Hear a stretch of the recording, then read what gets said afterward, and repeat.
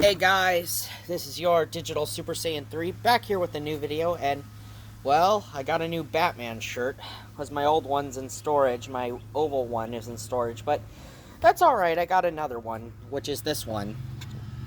And I like the look of this shirt actually, so I don't mind the shirt at all. Anyway, today's video, well, has been one that I've been in the making for since April, so it's been in the works for a number of weeks. And that is my top 10 favorite Batman movies, or top 10 Batman movies.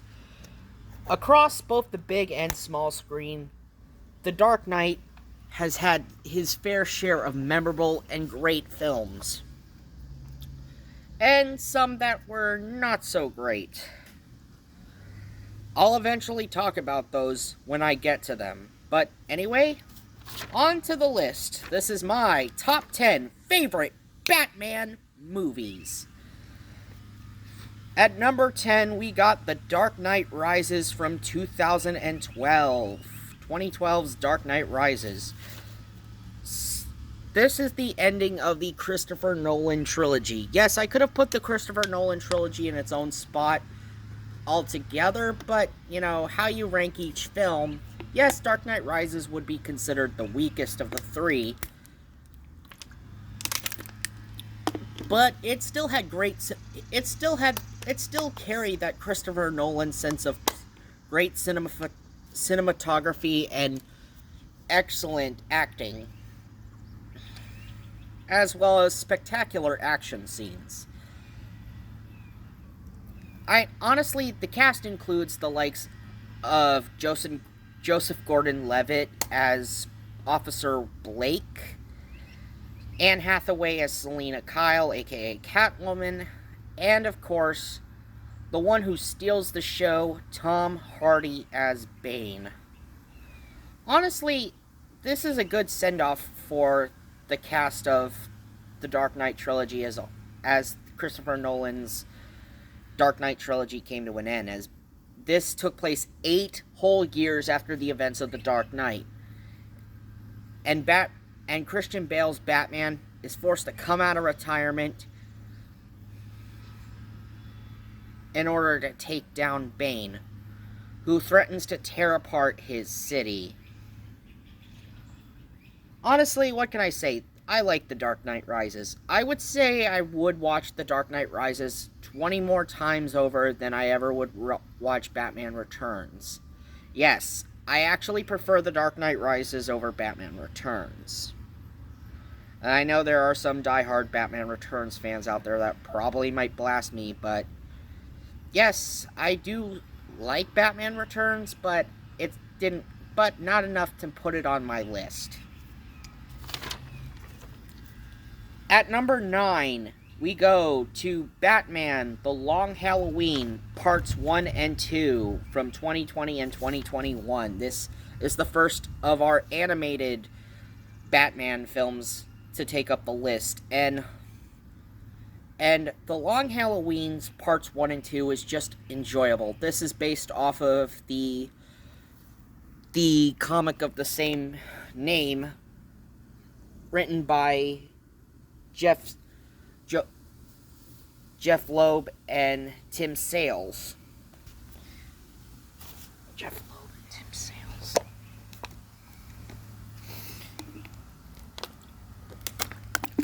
About a holiday killer attacking the Falcone family and its associates on different holidays.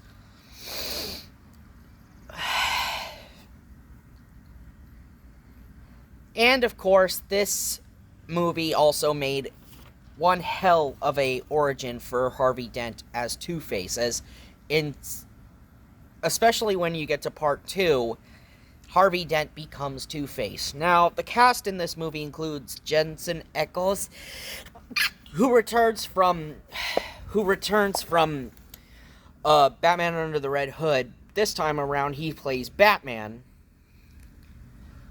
But you also got the likes of Naya Rivera playing the role of Catwoman, and we tragically lost Naya Rivera in 2020, but she was still able to do both parts 1 and 2 before her untimely passing.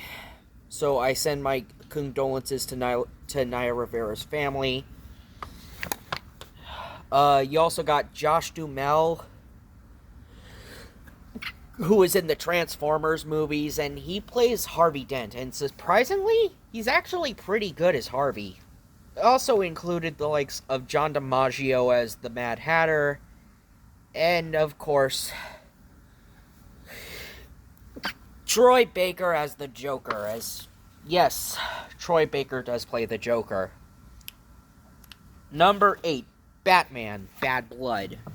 So, yeah, out of the New 52 era Batman movies, my favorite has to be the third movie, Batman, Bad Blood. I gotta say I like its story more, because it definitely shows why Batman needs the Bat family, and why the Bat family is so important to Batman, and why Batman is so important. When Batman goes missing, the Bat family tries to figure out where he is and tries to find him, as he goes missing after a huge fight at the beginning of the film.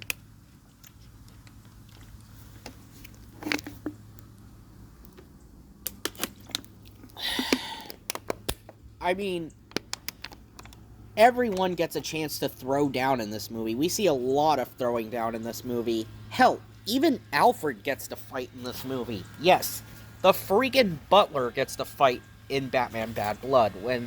And that's just what I love about Bad Blood, is just how it gives a lot of people a chance to shine. Not just Batman, but the whole Bat family as a whole. I gotta say, this is probably my favorite Bat family-centric movie. Number 7, Batman Under the Red Hood. So, a new vigilante has appeared in Gotham City.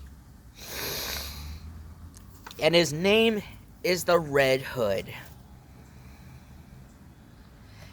And, of course, he decides that he plans to offer protection against both Black Mask and Batman.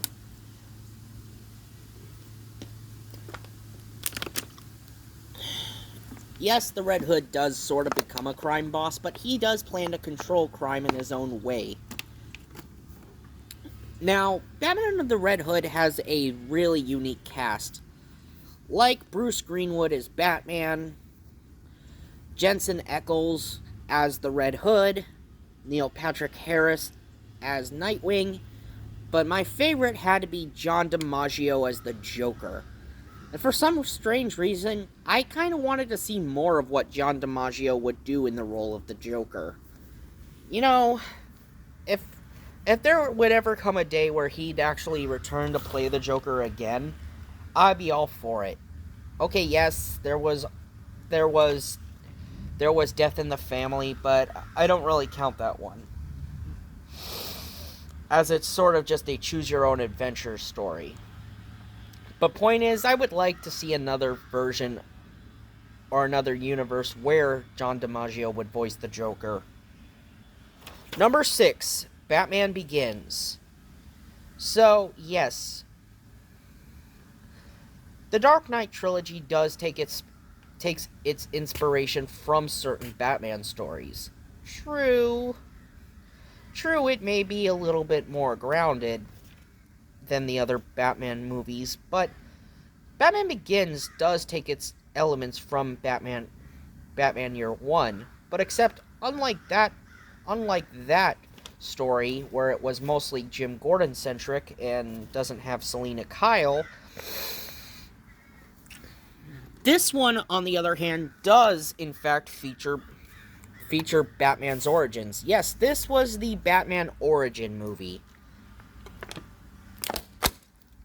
This definitely gave us a good hint of Bruce Wayne's origin, and it also made Thomas and Martha Wayne as actual characters. We actually got to see what they were like as characters, and not just in flashbacks either. I mean, especially at the very beginning of Batman Begins. I gotta say, Hans Zimmer, when he did the score for the trilogy, he definitely knocked it out of the park as his magnum opus. Number 5, Batman: The Dark Knight Returns. Speaking of The Dark Knight Returns, since it is also a movie that got split into 2 parts, just like The Long Halloween, this time around, this is based off of Frank Miller's amazing story about a 55-year-old Bruce Wayne coming out of retirement 10 years after he had retired, and now he is back to try to bring order and justice to his city, a city that has now been on the brink of chaos and fear, as a new group called the Mutants have moved into Gotham and become the worst criminals Gotham City has seen since the Joker.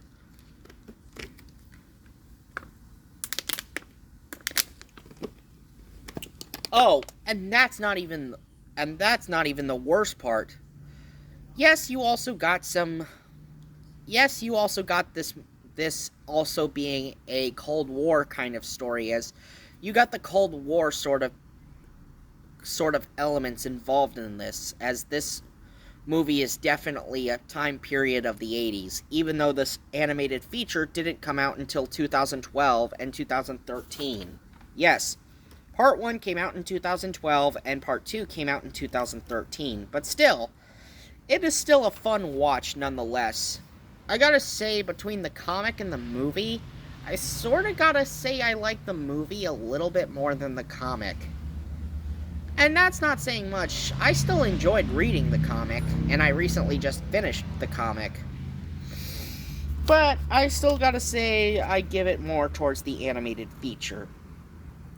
Number 4, Batman, 1989. What more do I gotta say?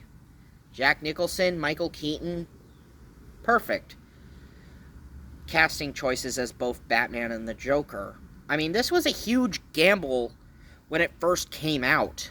I mean, nobody thought Keaton would be a good Batman until the actual movie came out. And once the actual movie came out, everybody lost their damn mind. They actually apologized and actually took Keaton seriously in the role. Of course, why I didn't put this movie any higher on the list, well, don't get me wrong, I still enjoy watching this film, but I do think Keaton's Batman does kill a lot more than what you might see him do, because his Batman did kill. Like, his Batman did knock a guy, if you've seen Batman Returns, he knocked a guy down into a sewer after strapping a bomb to the guy's stomach, and then walked away as the guy blew up. And yes, he bombed the Joker's factory in this, and even killed the Joker at the end by tying a gargoyle to him using the grappling hook. But either way you slice it, I still give this movie a fun watch. It's a fun time, as it's a part of its late 80s action flick sort of time period. Yes, it's a product of its time, like I said.